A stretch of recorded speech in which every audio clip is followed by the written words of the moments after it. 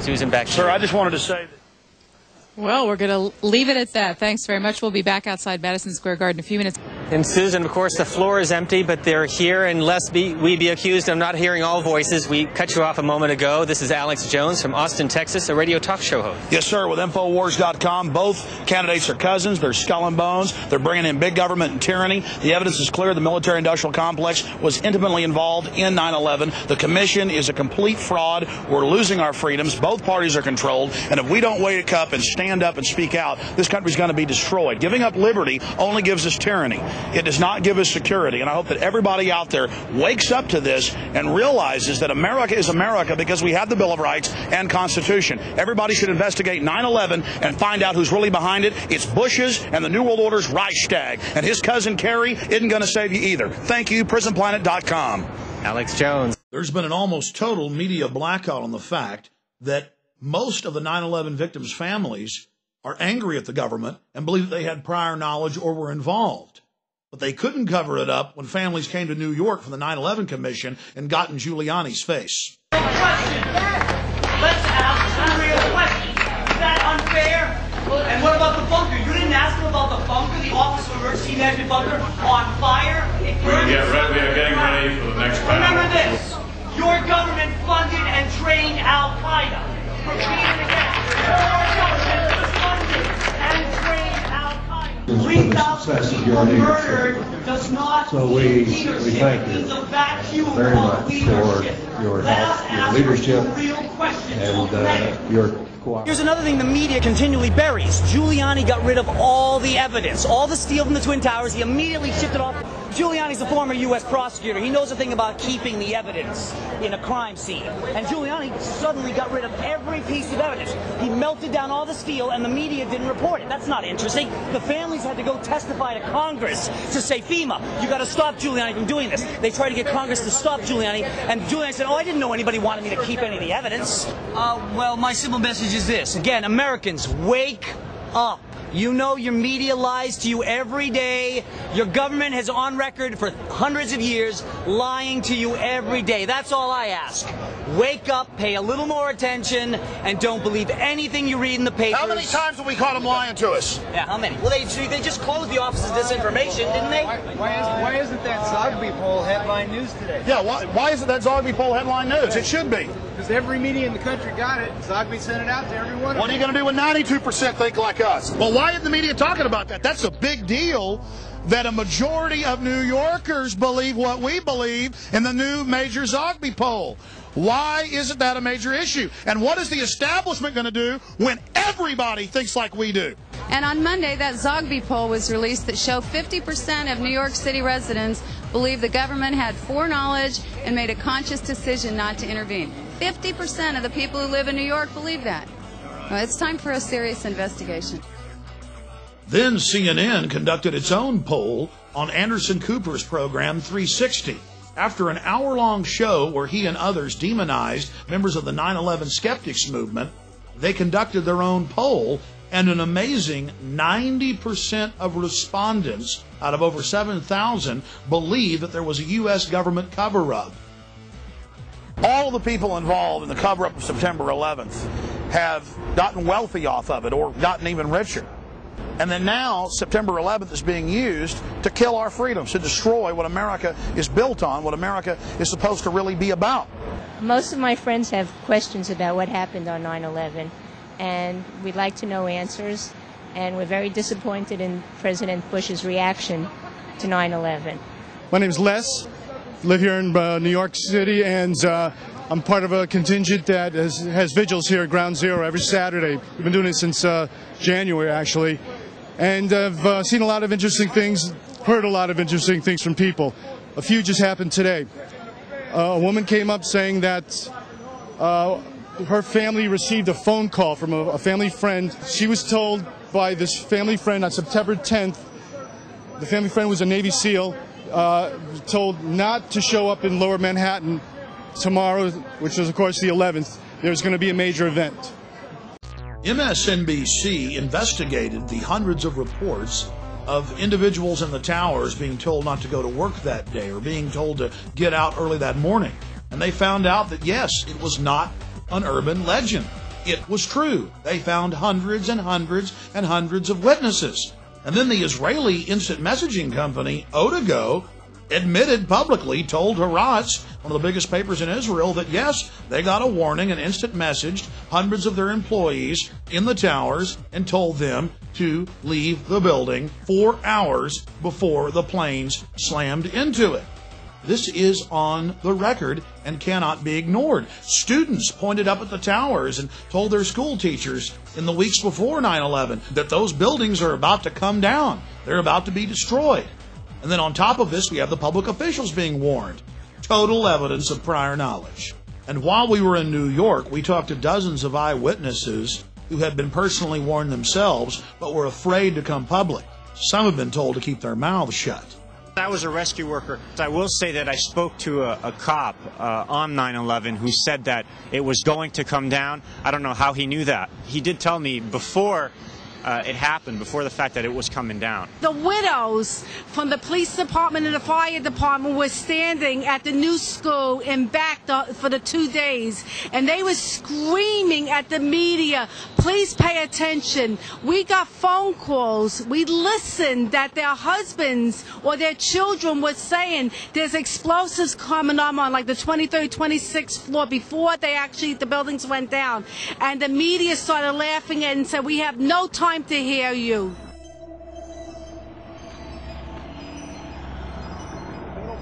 Larry Silverstein originally owned Building 7, and a few months before 9/11, he bought the entire complex, all 7 of the buildings, and then he took out a record insurance policy on them. Building 7 and what happened to it is so important because the official story is 2 jets flew into the buildings, we all agree on that, and that their jet fuel caused the steel to melt and caused them to collapse.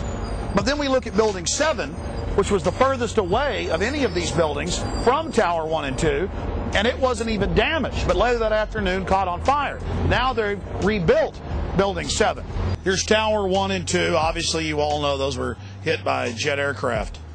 And then we have Building 7, the furthest away from all the other buildings. Building 7 was 47 stories tall. Building 7 was not hit by an aircraft. Building 7 did not catch fire from these buildings. But later in the afternoon, mysteriously, it caught on fire. And then after 4:30 p.m., the firefighters told everybody to get back. They were, quote, going to pull the building, the demolition term for demolishing one. They told Associated Press reporters, get back, we're going to pull it. And this building that wasn't hit by a plane, that had no damage to it, collapsed symmetrically. Building 7 was a block away where my hand is. But the red flashing square is where Bankers Trust still stands today. It had Tower 1 fall onto it, but just had light damage. The owner, Larry Silverstein, of the entire complex, got on TV and said that they had blown up Building 7. He said they pulled it, demolition. Well, Silverstein owned them all. Oh, Silverstein owned all the buildings. Yeah. How many buildings are gone? All of them. How many is that? That's right. That plane wasn't, that building wasn't hit by a plane. 9 buildings are gone. Yeah. Thousands of people lost their That lives. building. Hundreds more. No. And there's an official U.S. government plan to carry out the attacks. He imploded that building on himself. He admitted it. He said it on television. He brought that building out. Yes. Larry Silverstein. So you understand?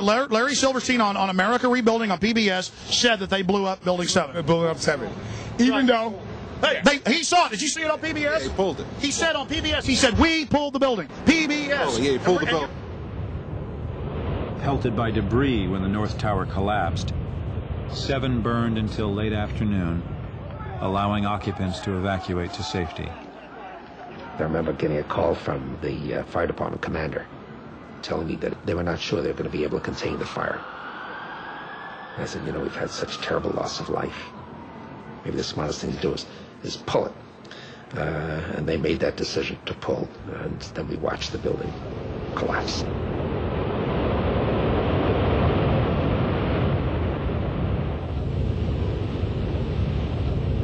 Yeah, he said we're going to pull. He said we're going to pull the building. Silverstein said we're going to pull the building. And we got the firemen saying they pulled it. I mean, Silverstein goes on PBS and says it, and we're the weirdos when he says it on TV. Unbelievable. Let's see that one more time. Maybe the smartest thing to do is pull it. And they made that decision to pull, and then we watched the building collapse. It takes demolition experts weeks to prepare for the destruction of a building. How do they do it on 9/11 in just a few hours? In the tragic days after 9/11, many prominent engineers across the world went public and said there's no way that fire destroyed any of those buildings. It's never happened to a modern building. Buildings have burned for 6-7 days before and it hasn't happened. The answer was hidden in plain view. Larry Silverstein went on PBS and said that they had pulled the building, demolition term for destroying it. In fact, the local public radio station was told that they were going to demolish Building 7. But since then, the public has been told to be quiet, not to ask questions. And the government hasn't even given us an official story of why Building 7 fell. They say they think fire caused it to fall. And in case you're wondering what pull it means, here's another example, where they again use the term pull it to mean controlled demolition of buildings. Months after 9/11, the remains of 4, 5, and 6 were destroyed. Here's a clip from the same PBS documentary, where the head of engineering for the city of New York describes pull it as a controlled demolition. By mid-December, the Department of Design and Construction had leveled World Trade Center buildings 4 and 5. Hello? Oh, we're getting ready to pull Building 6. We have to be very careful how we demolish Building 6. We were worried about the Building 6 coming down and then damaging the slurry wall, so we wanted that particular building to fall within a certain area. There's a certain excitement in the air of bringing the last structure down at the World Trade Center.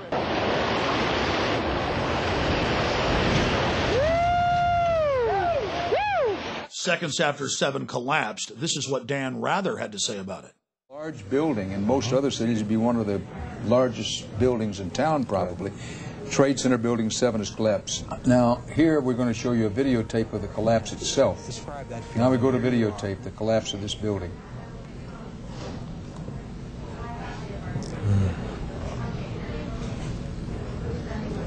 It's amazing. Amazing, incredible, pick your word. For the third time today, it's reminiscent of those pictures we've all seen too much on television before, when a building was deliberately destroyed by well-placed dynamite to knock it down. Just in case you missed it, here it is again. Deliberately destroyed by well-placed dynamite to knock it down. Deliberately destroyed by well-placed dynamite to knock it down. This is a photo taken 1 second into Building 7's collapse. Notice the crimp. If we look at other controlled demolitions, we see that they first blow one of the central columns so the building falls in on itself. If you don't do this, the building falls outward and has a wider collapse radius and can damage surrounding structures. This was not the case with Building 7. Building 7 had a classic crimp or wedge. Its central column was blown out first, so it didn't structurally damage buildings just a few feet away from it. Building 7, while I was listening to live feed from our local public radio station later in the afternoon, they talked about Building 7. Building 7 was fine. There was no airplane that hit it. And then they even began to ruminate on the air about demolishing the building. I said, well, I don't know. I mean, you can put out fires. You know, why would you talk about demolishing a building that, you know, it wasn't hit by anything? You know, the fires weren't bad or anything like that. What was in Building 7? Well, the Department of Defense, the Central Intelligence Agency, FEMA, U.S. Secret Service, Securities and Exchange Commission, and the city's main command bunker, overseeing the entire operation. That's what was in Building 7, a structure that was over-engineered, that could stand thousands and thousands and thousands of degrees of temperature for days if need be. But it collapsed in just a few seconds. Here we are, smack dab, right in the middle of Silverstein Properties. In the next few minutes, we're going to talk about Mr. Silverstein and go over the history of the World Trade Center complex and some very serious questions that need to be answered.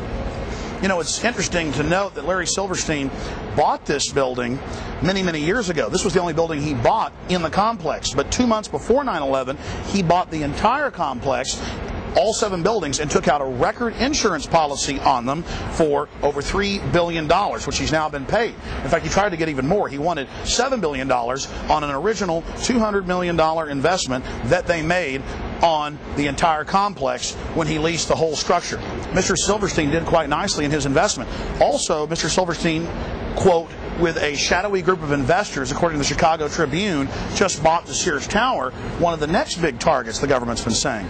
We hope and pray that nothing ever bad happens, and that's why we're here exposing who may have motives in not stopping further events. The command center for Rudolph Giuliani was in this building. Rudolph Giuliani had his command bunker in this structure, and so did the CIA. It wasn't just the city of New York. The CIA, the FBI were all based in this building. And Rudolph Giuliani told ABC News that he got a call that morning about 8 hours before this collapse, before a fire even started, and was told, get out of Building 7. And he left to a FEMA command base that had already been set up the night before, which he's now admitted in congressional testimony, right down the street by the harbor. A lot of interesting timing. And since 9/11, Giuliani's gone into the terror fighting business, and he's made hundreds of millions of dollars with Giuliani and Associates. Interesting. And then, of course, we have George Bush's youngest brother, Marvin Bush, running security on the complex. And, of course, his contract, by the way, ended on the morning of 9/11. So that's another interesting facet to all of this. None of it adds up. But guess who ran security on these buildings? Marvin Bush, brother of the president, son of the former president, or the former CIA director. Marvin Bush ran security for this whole complex. This whole complex. And guess when his 2-year contract ended? This is the Associated Press on September 11th. And where did the media pick up on this story? From Barbara Bush's own memoir, Reflections. She wrote about it in the book. Then you have the firefighters telling Associated Press reporters to get back, to get away from the building, that Building 7 was about to come down. And then it magically did come down. And then the University of New York and the U.S. Geological Survey, federal and state, both seismographs picked up explosions going off, the classical pattern of a controlled demolition. He said that they made the decision on the afternoon of 9/11 to go ahead and pull or demolish Building 7, and that they gave the order and watched the building go down. Building 7 is further away from the towers and was not hit by planes. It's further away from the towers than buildings right across the street like the Millennium Hilton and others. So if your building's owned by Larry Silverstein, it collapses because he's got a big fat insurance policy. But if your building's closer and owned by somebody else, it doesn't get damaged at all. Why is the story of Building 7 so important? Why have we spent so much time on it? Because the official story is that the 2 planes that hit Tower 1 and 2, the big 110-story buildings, caused them to collapse, even though a modern steel building had never collapsed from fire. But then we have Building 7 that was further away than any of the buildings in the complex that later in the afternoon got a few small fires in it and collapsed. Now they have almost rebuilt Building 7 on the exact same spot. And look, buildings right next to it, even though it collapsed on fire, didn't even get that much damage. And then we have this huge building that was right beside Tower 1 and 2 that was hit by giant chunks of the building that did catch on fire, but nothing collapsed. The difference between that building and the new Building 7 is that Larry Silverstein doesn't own that building. Larry Silverstein doesn't own the Millennium Hilton that was closer than Building 7. But every building he owned either caught on fire or mysteriously collapsed. There has been over 100 uncontrolled fires in skyscrapers in the last 50 years, and never has one collapsed or come close to collapsing from fire. Only earthquakes and demolitions have brought these modern structures down. Then we look at the fires in Building 7, and they would be called moderate by any firefighting manual, but still the building collapsed. Building 7 had sporadic fires in it for 6 hours. Other skyscrapers, as we mentioned, have burned for days or even weeks. Why don't they collapse? Because steel doesn't begin to weaken until after 2,000 degrees of temperature. Around 2,500 it becomes red hot, and at around 3,000 degrees starts to melt. Another example of this was the Windsor building in Madrid, Spain in mid-February of 2005. It burned for 2 days at temperatures much higher with white-hot flames shooting out of it for hundreds of feet. As we watched the Windsor building burn, I was amazed to watch the media of the world say, well, the World Trade Center towers and Building 7 fell from fire, so it's going to fall. We're just waiting for the collapse. But the collapse never came. All the major support pillars held fast. Steel doesn't melt at that temperature. According to official reports, Building 7 wasn't even in the debris field of Tower 1 and 2. And that's why it's important to look at buildings like Bankers Trust. We already talked about it earlier, but let's focus in on it with some detail. It was right up against the South Tower, only about 45 feet away, and large chunks of the South Tower fell directly into Bankers Trust. But Bankers Trust is like all other modern steel buildings. It's like the big building in Madrid, Spain. Despite the fact that fires raged through many of its floors and that huge pieces of debris fell on top of it and up against it, it didn't collapse. The architect of the World Trade Center towers, Nomura Yamasaki, told the press many times before 9/11 that he specifically designed the towers to take massive passenger jetliner impacts. The construction and project manager for the World Trade Center complex, Frank DeMartini, told the press multiple times that they designed the towers not to just take one large jetliner impact, but at least two, and not collapse. And other world-renowned engineers and architects went public as well, but that didn't matter for the mainstream media. They simply ignored their protest. Senior firefighter Lou Caccioli, who survived the collapse of the World Trade Centers, reported that bombs were clearly going off inside the structure. He told People magazine this the day after 9/11. When we spoke to him, he said he couldn't talk about it.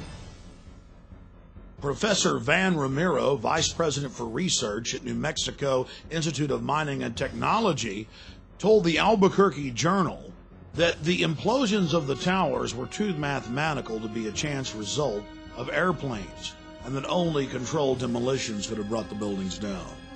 Then Kevin Ryan, an executive engineer with Underwriters Laboratories, or UL, that certifies most big buildings in America, went public and said, "It's impossible.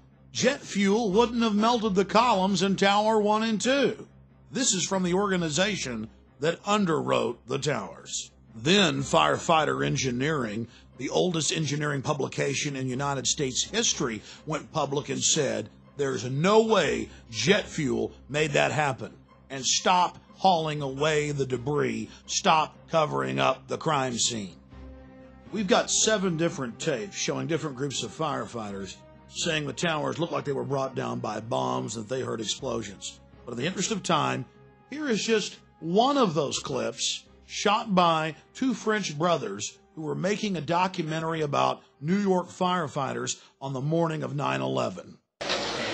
We came down. It was much worse than it was when we went up. Yeah. Right? We went up and they had everything set up and came down. It was desolate. It was like, holy shit. We came down to the lobby. It was like the first thing it was. There was nobody there. What did we do? We made it outside. We made it about a block. We made it at least 2 blocks, and we started running. Floor by floor, instead of popping out. It was if they had detonated. Detonated. They were planned to take down a building. Boom, boom, boom, boom, boom, boom, boom. NBC's Pat Dawson is close to the scene of that attack. Pat? Pat, Matt, can you hear me? if we are, yes, I can, Matt. Just moments ago, I spoke to the chief of safety for the New York City Fire Department, who was obviously one of the first people here on the scene after those 2 planes were crashed into the side, we assume, of the World Trade Center towers, which used to be behind me over there. Chief Albert Turry told me that he was here just literally 10 or 15 minutes after the events that took place this morning. That is the first crash. He had roughly 10 alarms, roughly 200 men in the building trying to effect rescues of some of those civilians who were in there, and that basically he received word of the possibility of a secondary device, that is another bomb going off. He tried to get his men out as quickly as he could, but he said that there was another explosion which took place, and then an hour after the first hit here, with the first crash that took place, he said, there was another explosion that took place in one of the towers here. So obviously, according to his theory, he thinks that there were actually devices that were planted in the building. The second device he speculates was probably planted in the building. So that's what we have been told by Albert Turry, who is the chief of safety for the New York City Fire Department. He told me that just moments ago. And a CBS News chopper in the air over the towers reported the same thing. If Jim Smith is with us still in Chopper 2, Jimmy, you there? Just, we saw some kind of explosion, a lot of smoke come out at the top of the tower, and then it collapsed down onto the streets below, much like we saw the first tower just about a half hour ago. Chopper 2 as he takes these pictures. Jim? Yes, I am here, Michael. Jim, tell us what's happening out there. Oh my We just witnessed some kind of secondary follow-up explosion on the World Trade Center number 2, the one secondary. We've all unfortunately seen the famous photos of victims jumping out of Tower 1 and 2. But that happened in the first 15 minutes while the jet fuel was still burning. Later, we have the photographs of the victims standing in the impact holes from the aircraft begging for help for 20 to 30 minutes. How could they survive heat that would melt through giant 4-foot steel girders? The answer is they couldn't. And the firefighters are on record as saying the fires were almost out. The fact is, the temperatures had dropped dramatically. The fires were almost extinguished. The people were in the open wounds in the sides of the buildings begging for help.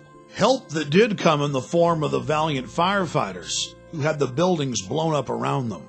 The tape you're about to hear is from the grave, as a valiant firefighter reports that the fires were almost out.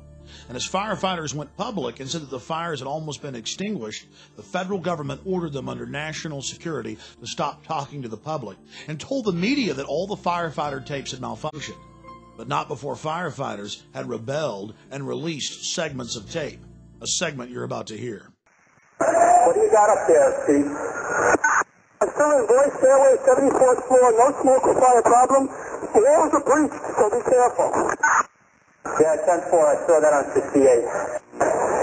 Freddie, come on over. Freddie, come on over by us.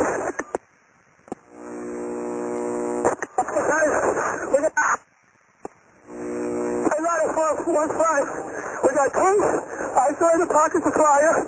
We should be able to knock it down with 2 lines. Where you know that? 78th floor, numerous 1045 call horns. What scared you, Mario?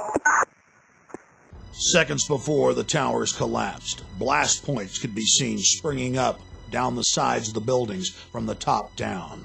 Within days of 9/11, Bush and his minions began grandstanding at Ground Zero, telling us, "Give up your liberties and we'll protect you.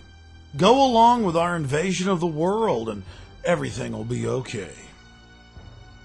Then there were all the pre-9/11 warnings from the French, the British, the Egyptians, the Italians, the Russians, the Israelis, the Indians. The list goes on and on, but Condoleezza Rice and George Bush told us they'd never heard of such a plan of al-CIA to fly hijacked jets into the World Trade Center and Pentagon. It didn't matter if CNN had reported on it back in 1995. Even the Taliban, 2 months before 9/11, said, "Stop Osama, he's about to attack you." What they didn't know is he was working for Mr. Bush. I want to add that, the president knew about a month in advance before we were attacked here in New York. He got the memo. Yeah, he didn't do anything about it. And we all know that. Now he's here in New York in the convention, and it's going to be applauded by, thousands and thousands of people. This is ridiculous. Howard Dean recently seemed to muse aloud whether you had advanced knowledge of 9/11. Do you agree or disagree with the RNC that this kind of rhetoric borders on political hate speech? Yeah. Look, there's time for politics. And, it's time for politics. And, this is an absurd insinuation. In that case, sir, can I follow up on something unrelated? Let's talk about motives. The Project for New American Century, founded back in 1996 by 25 neocons, Dick Cheney, Jeb Bush, Paul Wolfowitz, all of these people said on their own website, in publications, we need, quote, helpful Pearl Harbor events. I don't think Pearl Harbor was helpful, but we need a terrorist attack on the order of Pearl Harbor to get the American people behind a war. The globalists took a baseball bat, and we're a beehive. America's a beehive, you know, the sleeping giant. And they took that baseball bat, and they went, ooh, terrorists got you, bam! Hey, bees, the terrorist over there, go get our oil for us. And we all came out of the hive.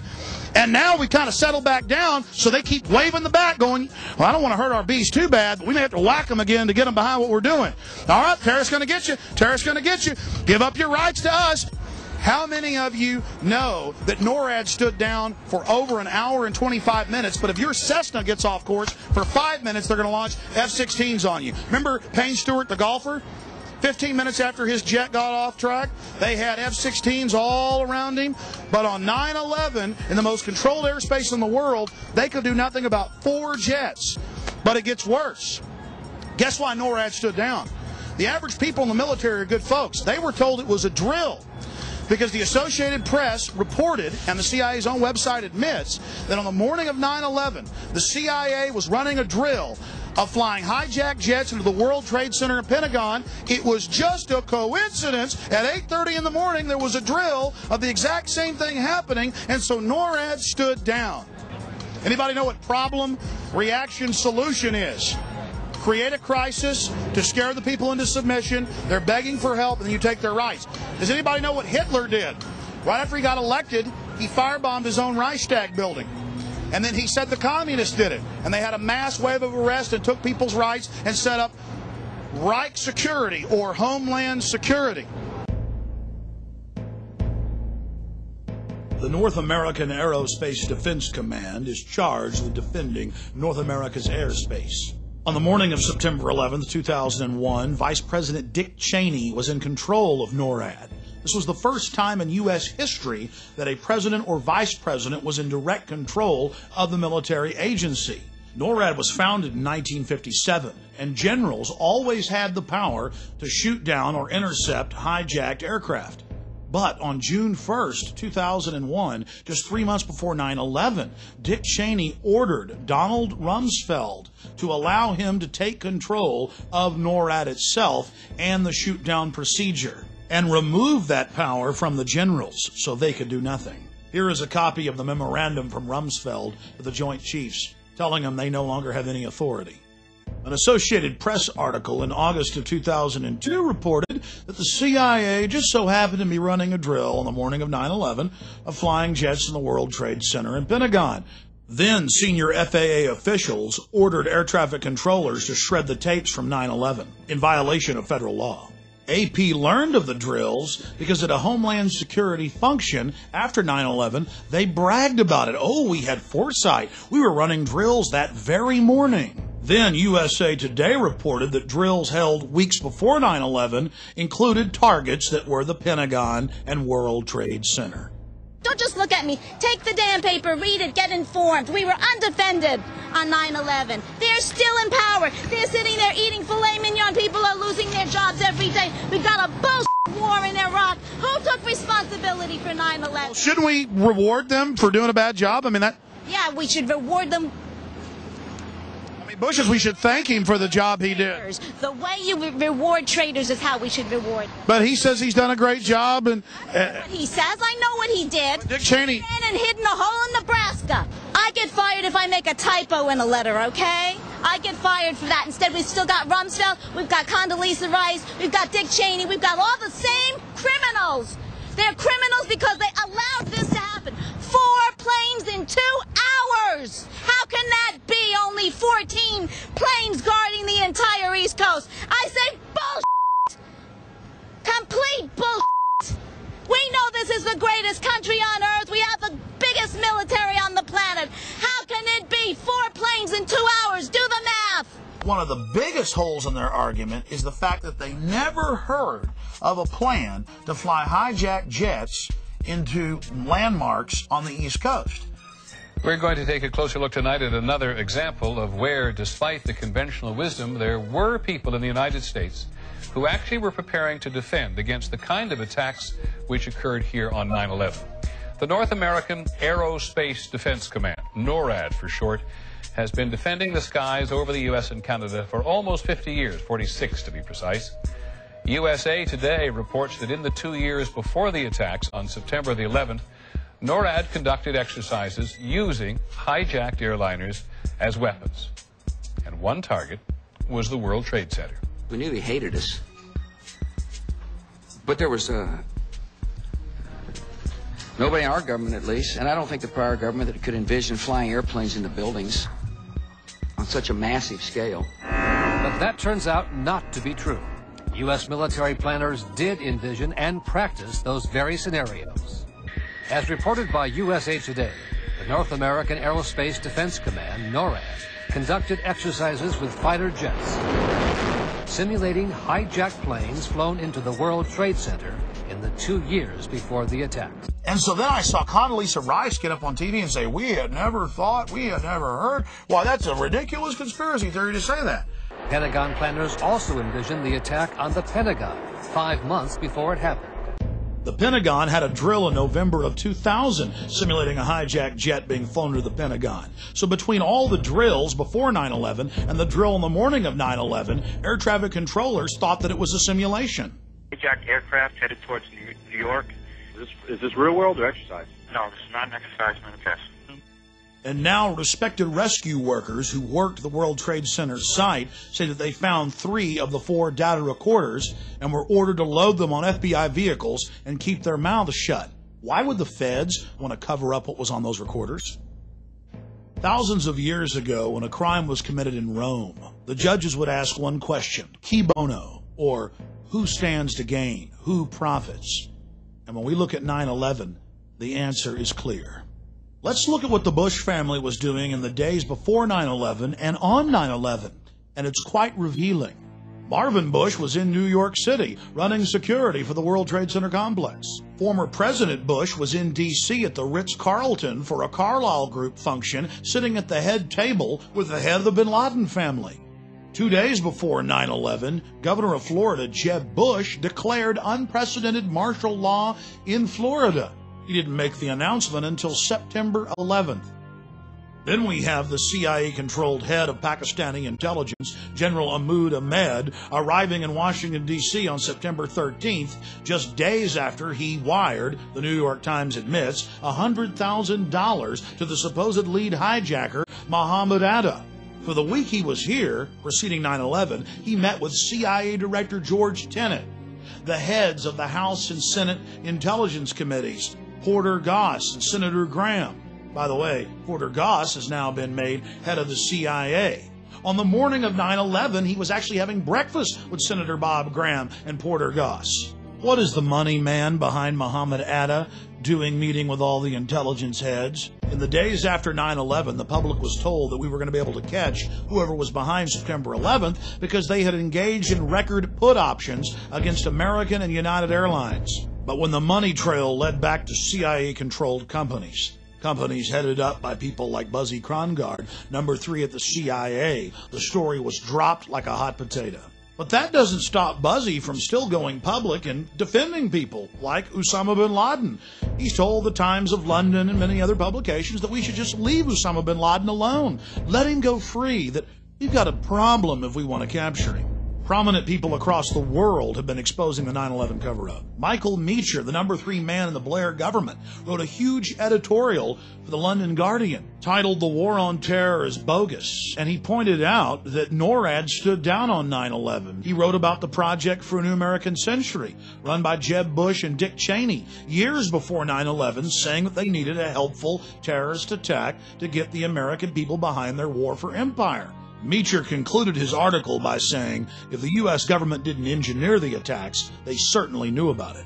Andres von Bülow was German defense minister and German technology minister.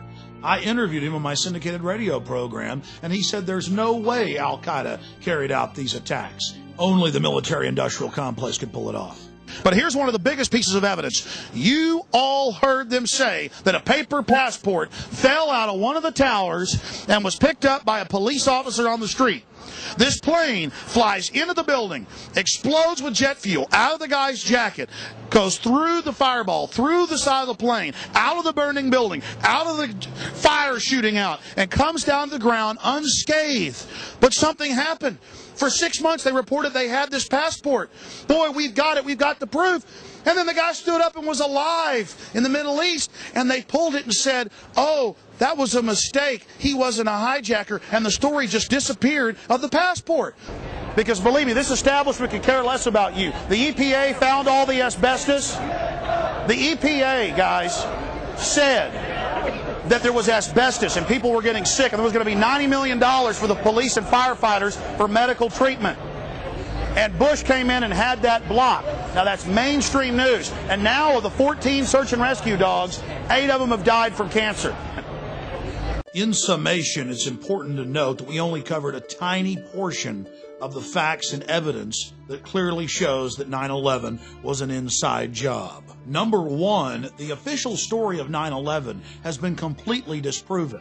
At every point, we've caught them lying, manufacturing evidence, or covering up evidence. From high-level government inside sources and publicly available facts, we now have a very clear picture of how 9/11 was carried out. Number one, we know that the men who were on board the aircraft, who were supposedly the hijackers, had their houses, cars, credit cards paid for by the U.S. government.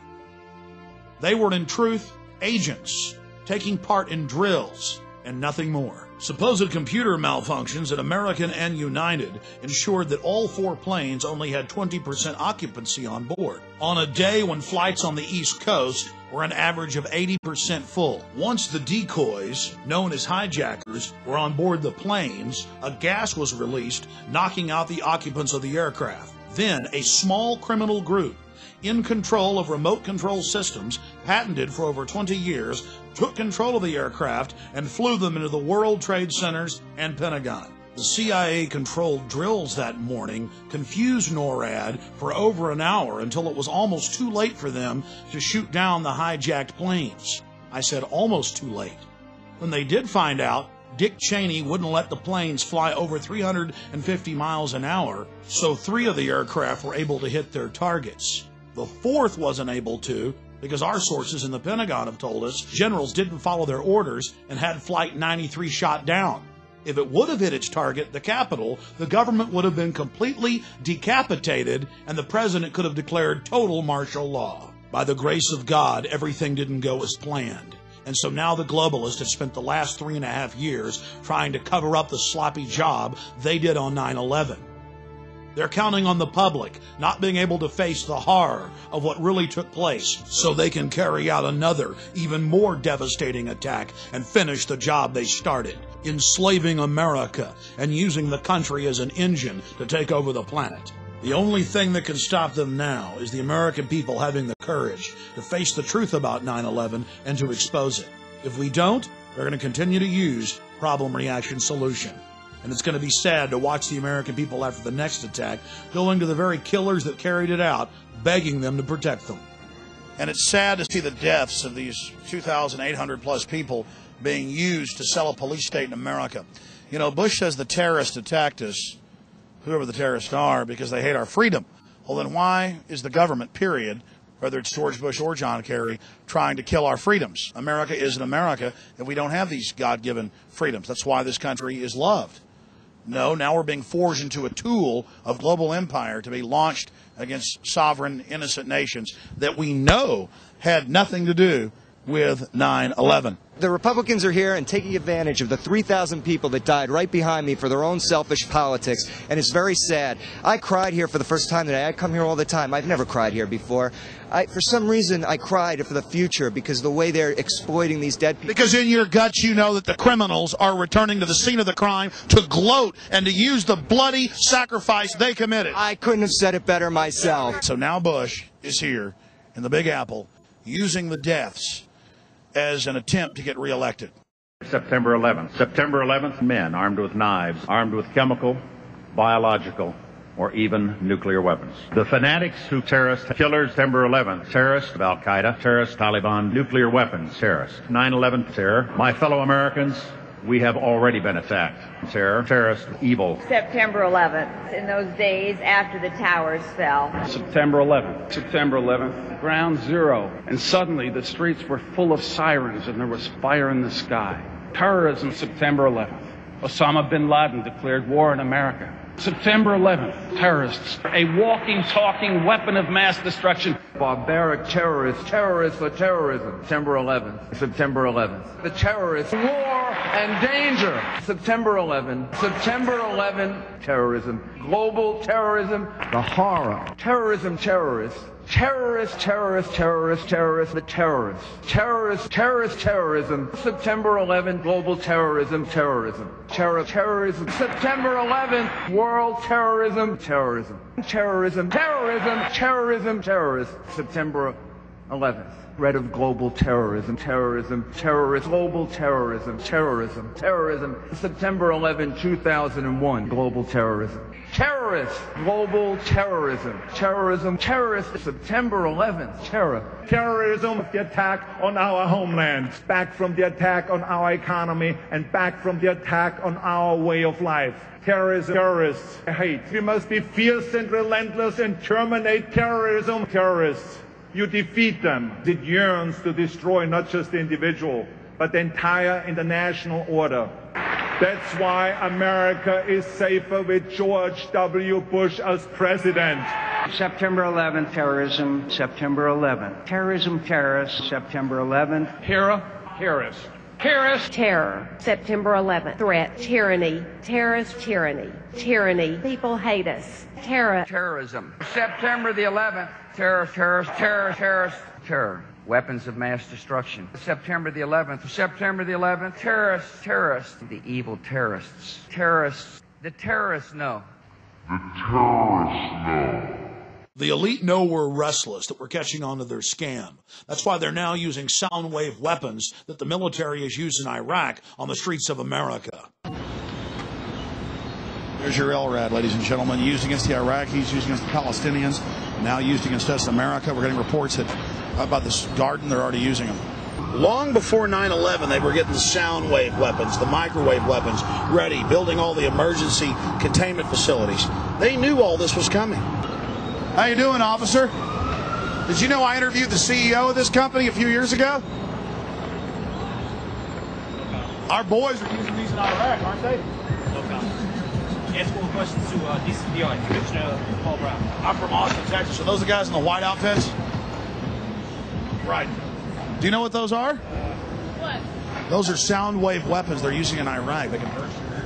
Oh, it's because now they're out here to be used in police. What do you think of it? I don't know anything about it. It might be necessary, but I doubt it. I think everyone knows it's a peaceful protest. So. Yeah, I mean, well, the point is that these are things used in Iraq against enemies, and now it's being used right here in America. Now that the government in general considers the American people enemies of the state, defense contractors have a whole new lucrative market, selling high-tech weapons normally sold to the military through the police. We're on our way to a protest that's unauthorized, not permitted. They've been arresting people by the thousands, and we're going to cover it. Of all the hundreds of huge protests we've seen, a small group broke off with a unpermitted march and is moving down towards Madison Square Garden, or MSG as New Yorkers call it. Now notice as we walk here that the roads have all been pinned conveniently ahead of the march. So tourists, anybody that's in here to be arrested, and we are now inside the pens. Now look at them hurting us. Look at their cars hurting us.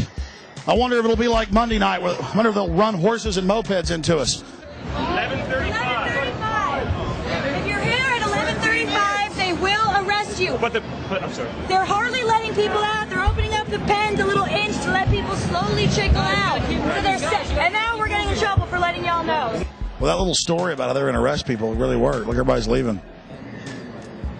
Police then went in with barricades and broke the protest up into 4 different blocks and randomly arrested innocent people. It was the same story over and over and over again, and police brutality was completely out of control. Reporters for Reuters, the Associated Press, student reporters, tourists, even an American Spectator reporter was arrested and taken to Pier 57.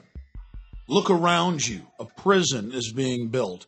A high-tech, cashless society control grid.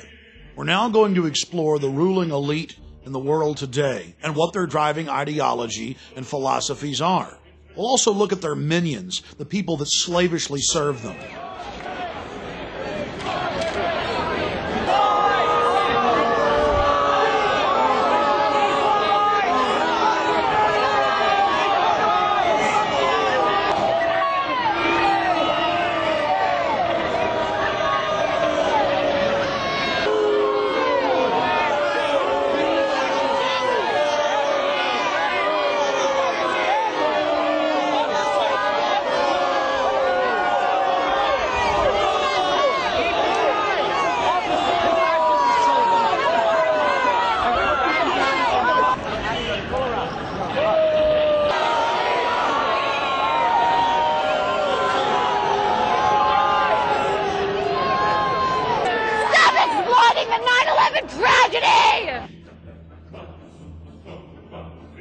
Well, here we are all the way from Austin, Texas, covering the Republican National Convention. What we're seeing here is Skull and Bones coronation number 2. Well, down here you can see the CNN staff, Bush Light. They love the president, put out all the propaganda. They also worship Kerry. So does Fox News when it comes to worshiping Bush. So here's the so-called mainstream media you can trust, which is nothing more than basically a CIA front to propagandize and manipulate the people. But it's all in a slick packaging with a great, impressive background, and that's what people respond to. You know what? I bet most of those so-called Texans down there from that Texas delegation aren't even first-generation Texans. They're just as phony as George W. Bush is. A guy who is from Kennebunkport, Maine, whose daddy speaks with a perfect Atlantic accent. People who were Tories back in the Revolutionary War. They came down carpetbagging to Texas when George was a little boy. And now so many Texans and phony Texans have been sucked in by this and just love the whole motif. But again, it's form over substance. It's the packaging. Yeah, I'm a slave. I'm happy about it. I'm proud of it. I've decided to just join the New World Order. I've decided to just go along with it and have a good time. The media has really been covering Skull and Bones lately, how Bush and Kerry are both members. Are you aware of that organization? I am not. Does it concern you that they both were in the same fraternity in college and just 2 years apart? No, it does not. Just one hell of a coincidence that 15 members each year out of 290 million people and the 2 presidential candidates are Skull and Bones. I would say that's a coincidence.